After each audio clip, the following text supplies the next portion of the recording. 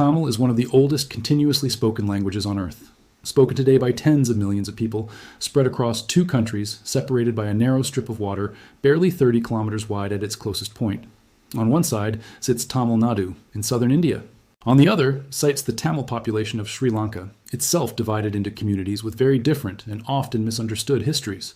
For generations, the shared language and shared cultural traditions connecting these populations have been treated as a simple, unbroken continuity, one people separated only by a narrow channel of ocean. Recently, a team of geneticists ran one of the most detailed DNA comparisons ever attempted across Tamil populations in both India and Sri Lanka, and what they found did not just confirm a shared heritage. It revealed a far more layered and, in places, genuinely unexpected history hiding underneath a language and culture that looked, on the surface, like a single unified story. Before we get into what the DNA actually showed, you need to understand why this question was more complicated than it first appears,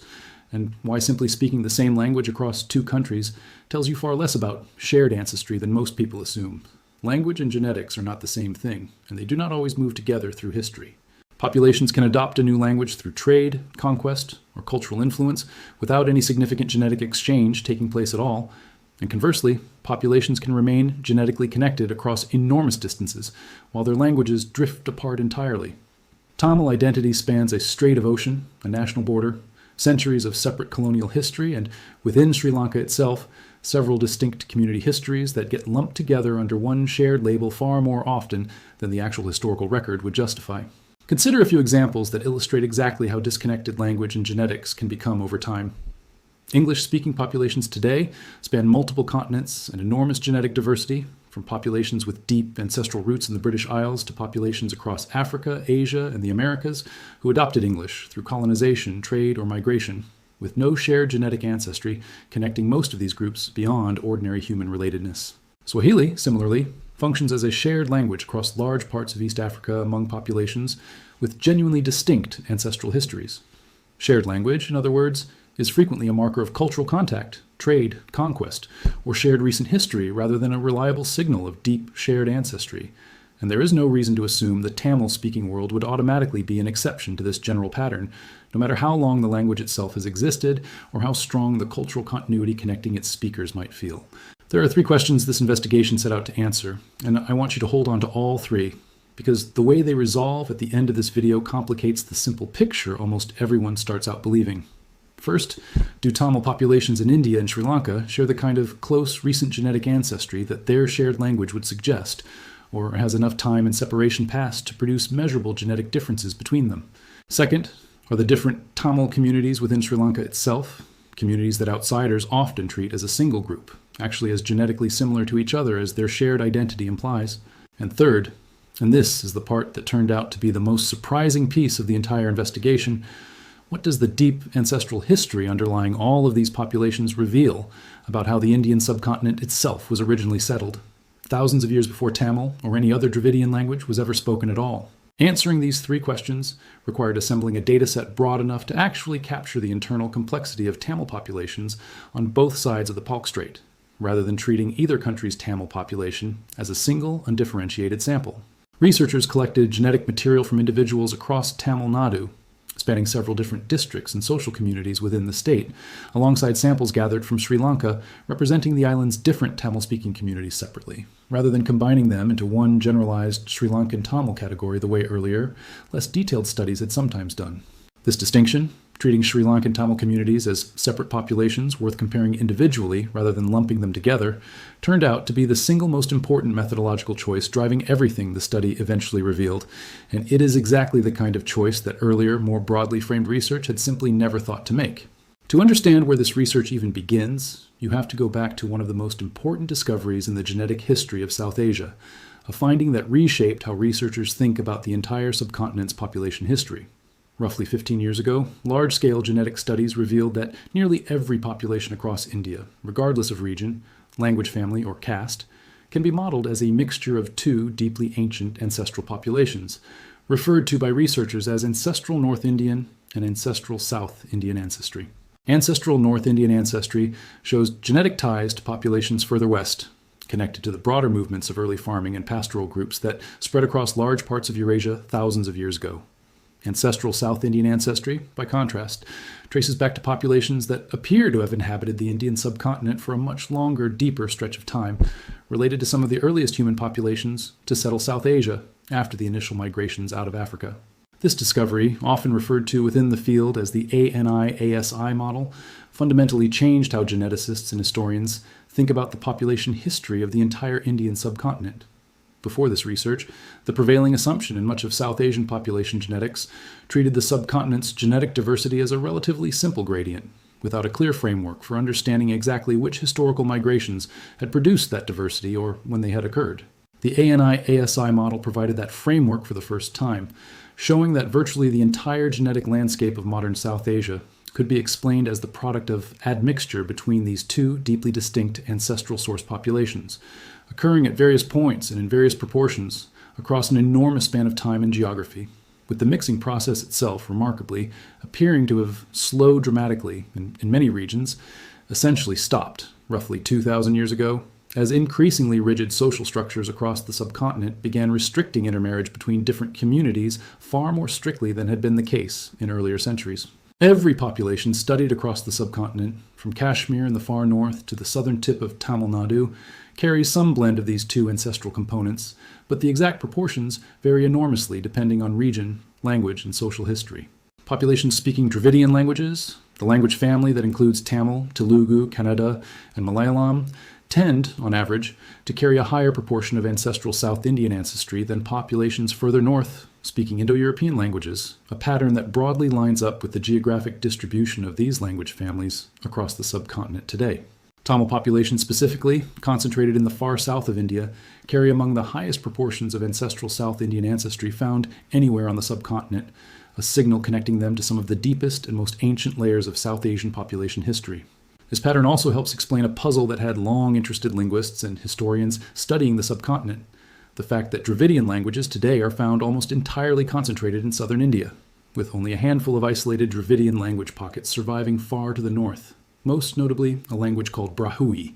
spoken by a relatively small population in parts of modern-day Pakistan, separated from the nearest other Dravidian language by well over 1,000 kilometers. For decades, scholars debated whether this isolated northern pocket represented a remnant of a much wider ancient Dravidian presence across the subcontinent, one that had gradually been pushed south or overwhelmed through language shift, as Indo-European speaking populations expanded across the north following later migrations arriving from Central Asia. The genetic distribution of ancestral South Indian ancestry, appearing at meaningfully elevated levels even in some northern populations, despite Dravidian languages having largely disappeared from those same regions, provides exactly the kind of independent, non-linguistic evidence needed to support this theory, hinting at a genetic and possibly linguistic footprint across the subcontinent, considerably larger in ancient times than the modern geographic distribution of Dravidian languages would ever suggest on its own, a footprint slowly overwritten across many thousands of years rather than erased in any single dramatic event. This established baseline gave researchers a clear starting point for the more specific questions this investigation actually wanted to answer. Questions about how Tamil populations in Sri Lanka fit into this picture, and whether centuries of separation across the Palk Strait had produced any measurable genetic divergence from their counterparts in Tamil Nadu. When researchers began comparing samples from Sri Lankan Tamil communities against samples from Tamil Nadu, the initial results confirmed exactly what the shared language and culture would predict. Both populations showed broadly similar overall ancestry profiles, dominated by ancestral South Indian ancestry, at levels consistent with other Dravidian-speaking populations across southern India, confirming a genuine and substantial shared ancestral connection between Tamil communities on both sides of the strait.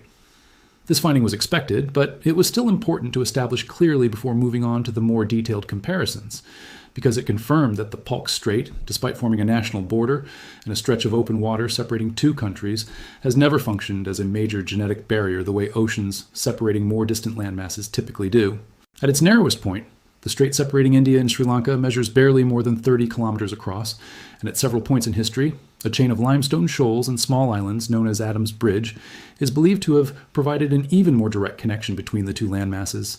Geological evidence suggesting the strait may once have been shallow enough to cross on foot during certain periods, or at the very least, shallow enough to make maritime crossing dramatically easier than it is today. Given this geography, it would have been far more surprising if researchers had found Tamil populations on either side of the strait to be genetically isolated from each other than it was to find the close connection the data actually confirmed. That alone would have been a satisfying, if unsurprising, confirmation of what most people already assumed. But the investigation did not stop there, because Sri Lanka's Tamil population is not, and has never really been, a single unified group with one shared migration history. Sri Lankan Tamils are generally understood to fall into at least two historically and socially distinct communities. The first, often referred to as Sri Lankan Tamils in the narrower sense, trace their presence on the island back many centuries, connected to ancient trade, settlement, and, at various points in history, political control extending from South India into northern Sri Lanka, including periods of direct rule by South Indian dynasties over parts of the island. The second, often referred to as Indian Tamils, or Hill Country Tamils, arrived far more recently, primarily during the 19th and early 20th centuries, brought to Sri Lanka by British colonial authorities, specifically to work on newly established tea and coffee plantations in the island's central highlands. These two communities emerged from genuinely different historical circumstances, separated not just by centuries of time, but by entirely different reasons for arriving on the island in the first place. The longer-established Sri Lankan Tamil population traces its presence back through a long and well-documented history of contact between South India and northern Sri Lanka, including periods when powerful South Indian kingdoms, most notably the Chola dynasty during the medieval period, extended direct political control over parts of the island as part of a broader maritime empire that dominated trade across the Bay of Bengal for several centuries. This period of political and military connection, alongside centuries of ongoing trade and religious exchange between South India and northern Sri Lanka, both before and after Chola rule, provided ample opportunity for sustained population movement and intermarriage across the strait long before European colonialism ever entered the picture. The Hill Country Tamil population, by contrast, has an entirely separate and far more recent origin, one tied directly to the specific economic demands of 19th century British colonial agriculture, rather than to any ancient or medieval connection between the two regions. When researchers compared the genetic profiles of these two Sri Lankan Tamil communities against each other, rather than finding a single uniform Sri Lankan Tamil genetic signature, they found measurable differences that lined up remarkably well with the very different historical timelines each community actually experienced. The long-established Sri Lankan Tamil population showed a genetic profile closely resembling populations from the northern part of Tamil Nadu and the broader South Indian coastal region, consistent with centuries, and in some cases well over 1,000 years, of ongoing contact, trade, and periodic migration across the narrow strait separating the two landmasses,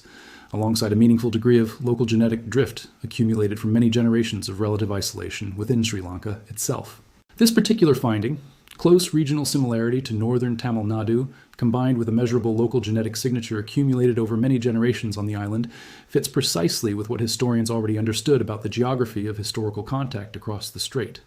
Ancient and medieval trade and political connections between South India and Sri Lanka were concentrated overwhelmingly around the northern part of the island, closest to the Indian coastline, and most directly accessible by the maritime technology available during those earlier historical periods. This is also the same region of Sri Lanka where the long-established Tamil population remains most heavily concentrated even today, a geographic pattern connecting the historical roots of ancient contact directly to the modern distribution of the community descended from that contact, a rare case where genetic evidence, historical documentation, and present-day geography all line up in remarkably close agreement with one another, giving researchers unusually high confidence in the overall picture this particular part of the wider study ultimately produced. The Hill Country Tamil population, however, told a noticeably different genetic story. Rather than showing the kind of broad regional connection to northern Tamil Nadu found among long-established Sri Lankan Tamils, Hill Country Tamil genetic profiles showed connections to a much wider and more geographically dispersed set of source populations across South India, extending well beyond Tamil Nadu itself into neighboring regions with different language and cultural traditions. This finding directly reflects a specific, well-documented historical reality.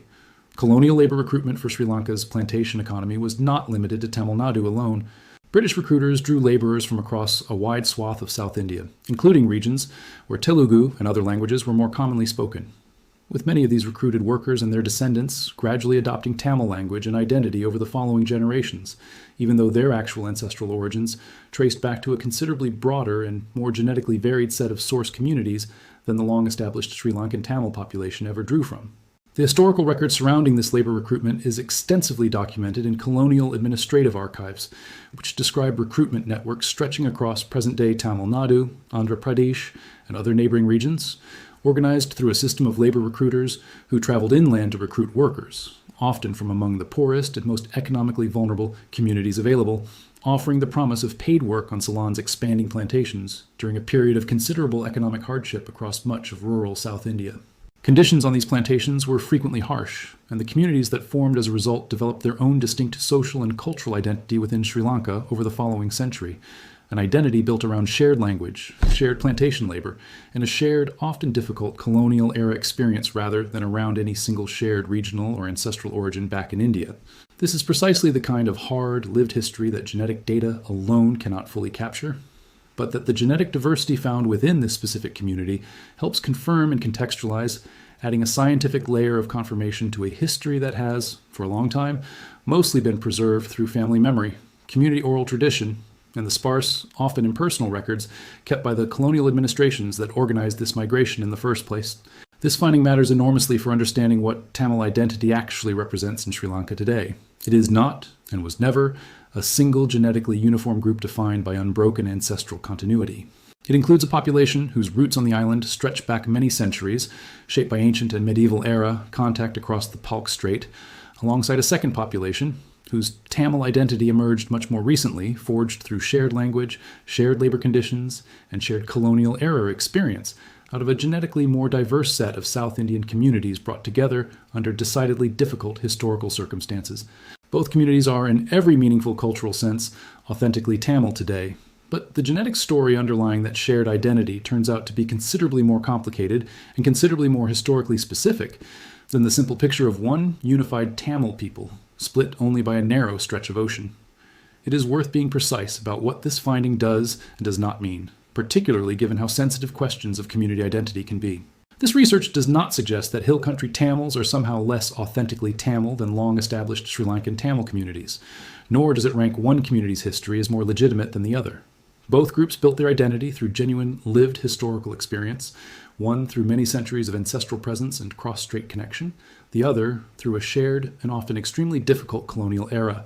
experience that forged a real and lasting community identity within a comparatively short span of time. What the genetic evidence adds is simply a clearer, more accurate picture of how each community actually came to exist in the first place, filling in historical detail that oral tradition and colonial records alone could only partially reconstruct, without in any way suggesting that one community's claim to Tamil identity carries more weight, more legitimacy, or more historical value than the other's does.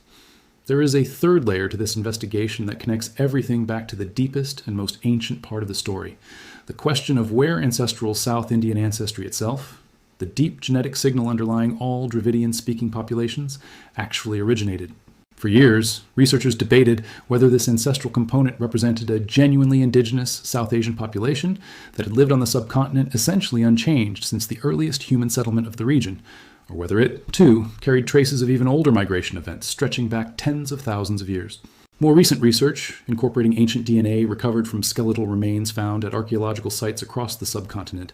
has shown that ancestral South Indian ancestry itself carries a deep genetic connection to some of the very earliest human populations to leave Africa and spread across southern Asia, tens of thousands of years before agriculture, before the rise of any of the civilizations historians typically study, and long before Dravidian languages, or any language currently spoken on Earth, had come into existence. This places Tamil populations, and the wider Dravidian-speaking world they belong to, in genuine contact with one of the oldest continuous threads of human ancestry found anywhere outside of Africa. The deep ancestral layer carried by Tamil populations today connects through an unbroken genetic line stretching back tens of thousands of years to some of the very first humans who ever set foot on the Indian subcontinent. Long before the arrival of farming, long before the ancestral North Indian component blended into the picture through later migrations,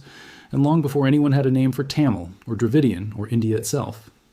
It is worth pausing on just how rare a connection like this actually is anywhere in the world. Most modern populations, once you trace their ancestry back far enough, eventually run into some major disruption, a population replacement, a large-scale migration, an extinction event that severs the deep genetic thread connecting them to the very first humans who settled their particular region of the world. South Asia is one of the relatively few places on Earth where genetic continuity of this depth can still be traced with real confidence, largely because the subcontinent's geography, bordered by mountains, deserts, and ocean, has historically made it somewhat more resistant to the kind of complete population turnover that erased similarly deep ancestral signals in many other parts of the globe. Think about the scale of that timeline for a moment. The Ancestral South Indian component carried by Tamil populations today traces back tens of thousands of years,